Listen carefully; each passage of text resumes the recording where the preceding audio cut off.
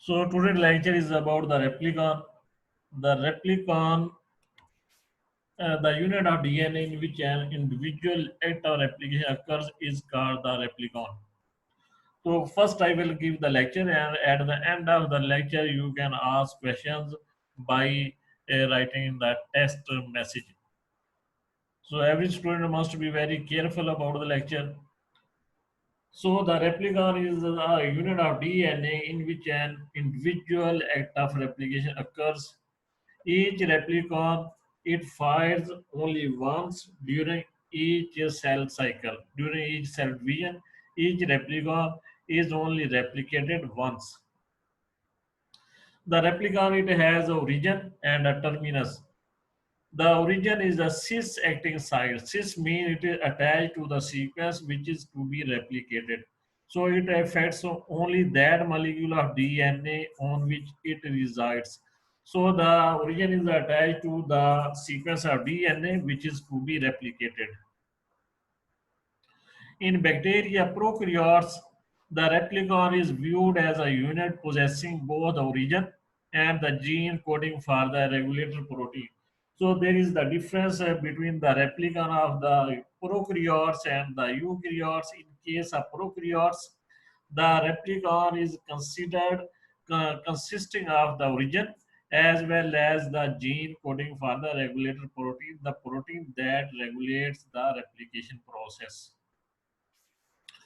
However, in case of eukaryotic chromosome, the replicon is a unit of replication that contains only the origin and the terminus, and the regulator protein, it is considered as a trans-acting. Trans means it is located away from the replicon.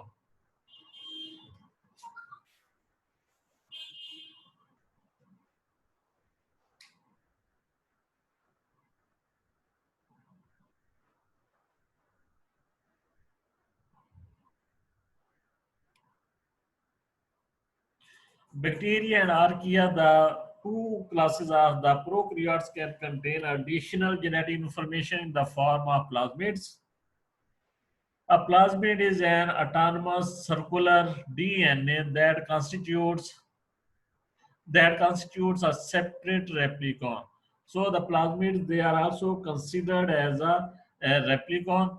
They constitute an additional a set of replicons. Each invading phage, the bacteriophages which can infect the bacteria, they are also considered as a separate as the additional replicon. And this is the bacteriophages. They are also able to initiate many times during an infectious cycle. During the infectious cycle of the virus, they can replicate many times.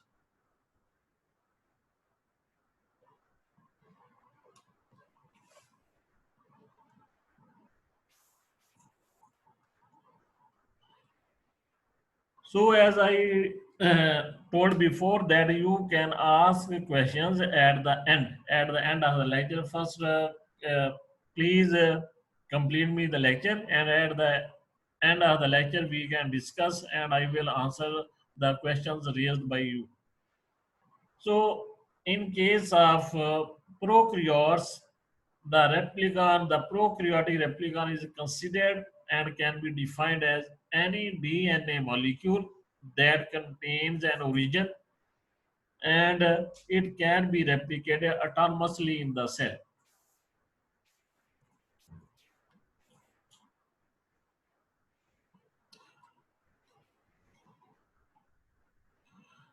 Bacteria, archaea, and the eukaryotic genomes, they differ with regard to the replication.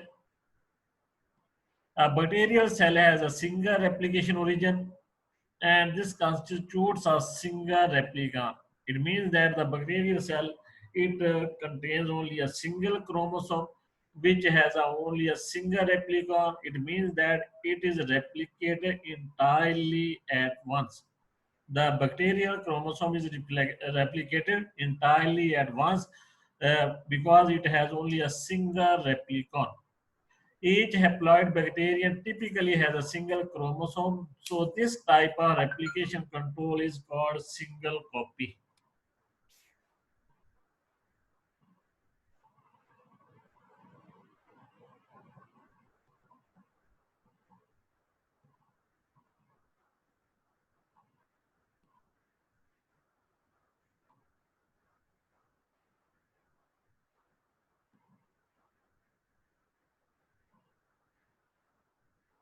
So Mukaddas are asked that there is the recording. So this lecture will also be uploaded on the student portal.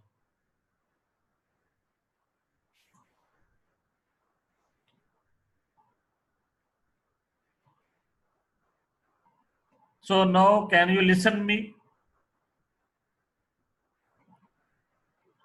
Mukaddas Alam, can you listen me now?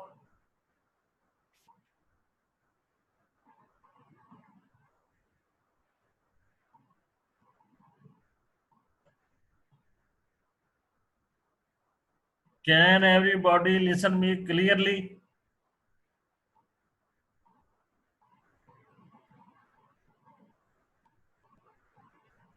Okay, okay.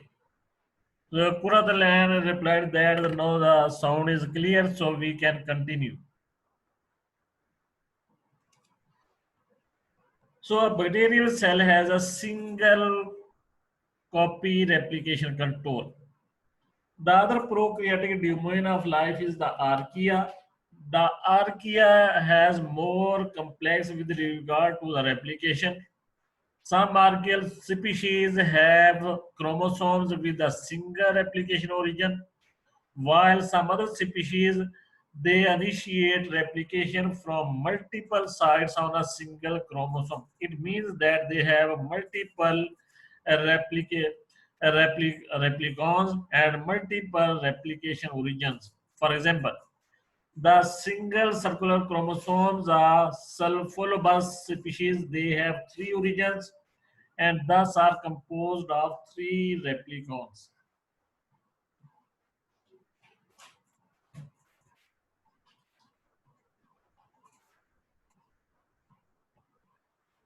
The eukaryotic chromosome. Uh, Compared to the prokaryotes, the eukaryotic chromosome, which is usually a very long linear molecule of DNA, it contains a large number of replicons spaced unevenly throughout the chromosome. So some replicons they are smaller, while some other replicons they are larger in size.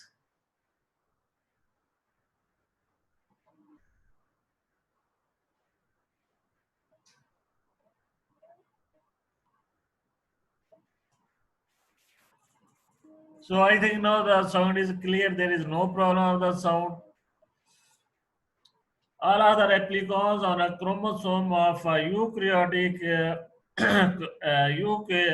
cell must be fired during one cell cycle. So all the replicons which are present on a eukaryotic chromosome they must be replicated.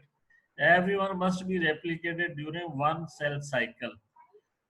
They are not necessarily, however, active simultaneously. So it doesn't mean that every replicon is active at the same time. Some replicons they are replicated earlier, while some other replicons they are replicated at some later time. Each replicon must be activated over a fairly protracted period. It means that every replicon must be given enough time so that so that it can be replicated precisely, and each must be activated no more than once in each cell cycle, and each replicon it is replicated only one time. It is not activated reactivated for another time. Multiple mechanisms exist to prevent premature reinitiation or replication. So, in the eukaryotic cells, there are different mechanisms which control that every replicon must be replicated precisely, and the replication process must proceed smoothly, and there is there is no reinitiation of the replication process.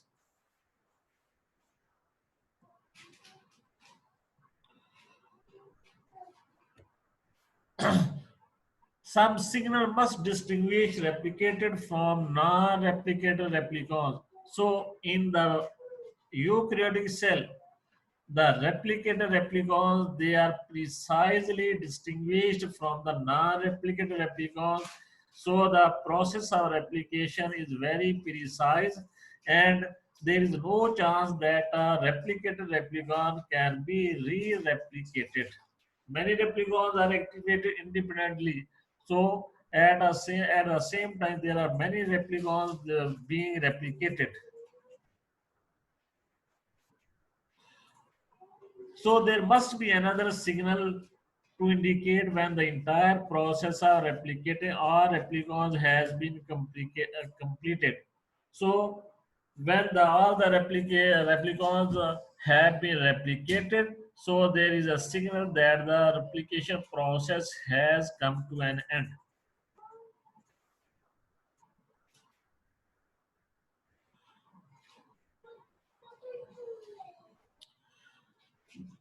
In addition to the genome contained in the nucleus, the DNA is also present in the mitochondria and the chloroplast. The mitochondria and chloroplast might be regulated more like the plasmids that exist in multiple copies.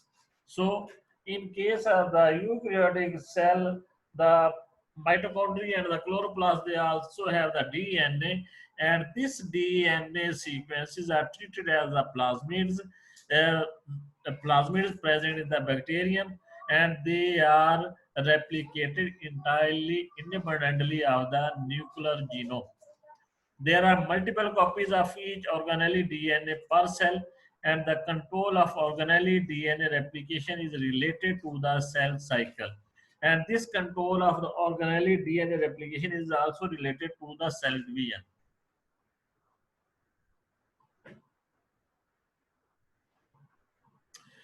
Replication begins at an origin by separating or melting the two strands of the DNA duplex. So when replication starts, when a replicon is active, it begins at the origin, and the two strands of DNA, they are separate from each other. Each of the parental strand then acts as a template to synthesize a complementary daughter strand.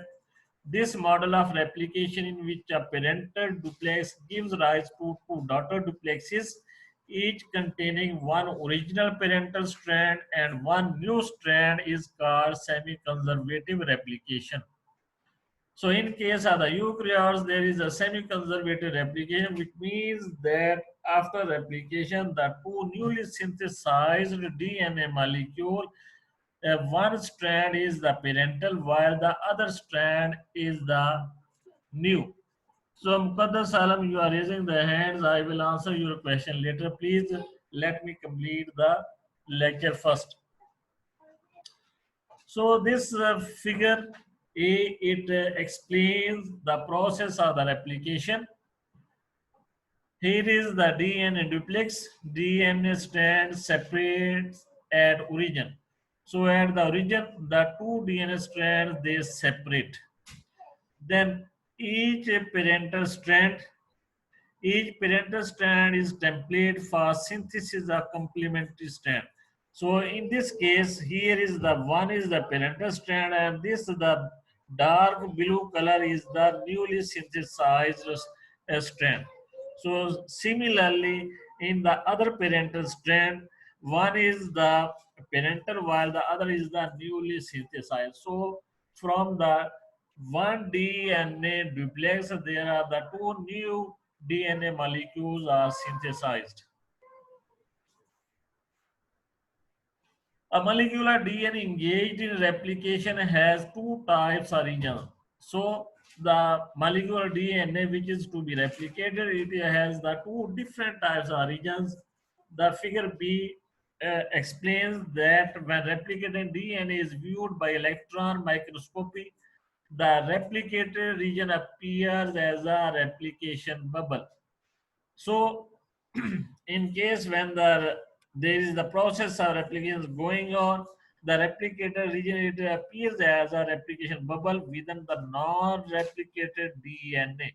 The non-replicated region consists of the parental duplex. This opens into the replicator region where the two daughter duplexes have formed. So here is the replication bubble, the replicated region in the center. The replication bubble is in the center where the two DNA strands they have been separated from each other.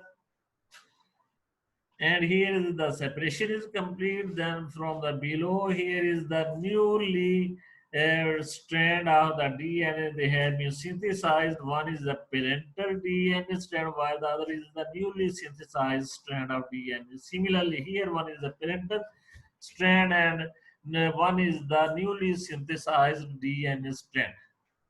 So these are the two regions on the left side as well as on the right side. This is the non-replicated DNA in the form of DNA duplex. Similarly here the DNA duplex and in the below figure it is elaborated more precisely. So now I stop here. Now I will check if you have some questions. We can discuss all this process.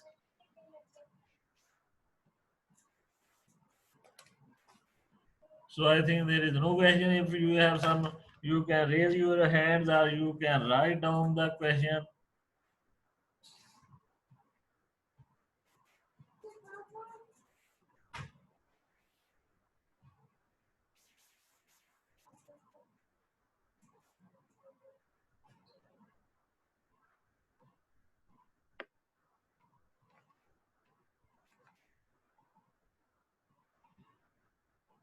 So maybe in the next lecture I will be a little bit more slow. So if you have some questions, some point which are not clear, I can explain again. So please you can write.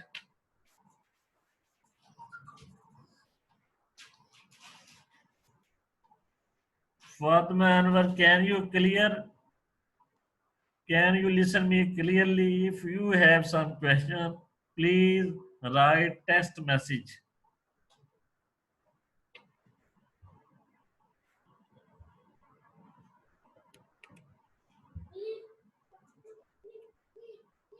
So today is our first lecture on the Zoom. This lecture is being recorded. After the finish of the lecture, I will upload this lecture on the student portal.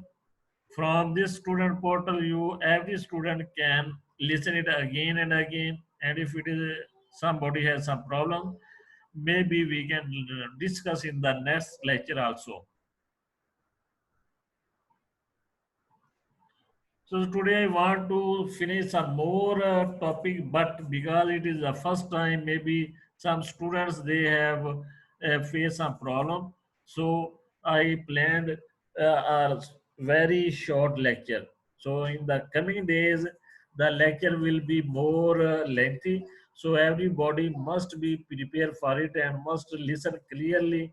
And after the completion of the lecture, if somebody has some problem so he or she can send me the text message in the chat portal.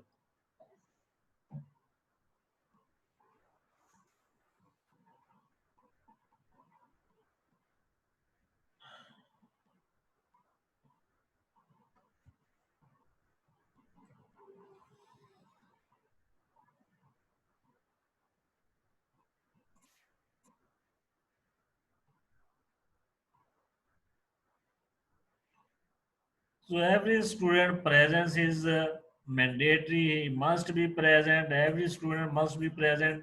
And sometime I will ask some question from uh, every student by calling his or her name. And if he or she is not present, then I will mark him as absent.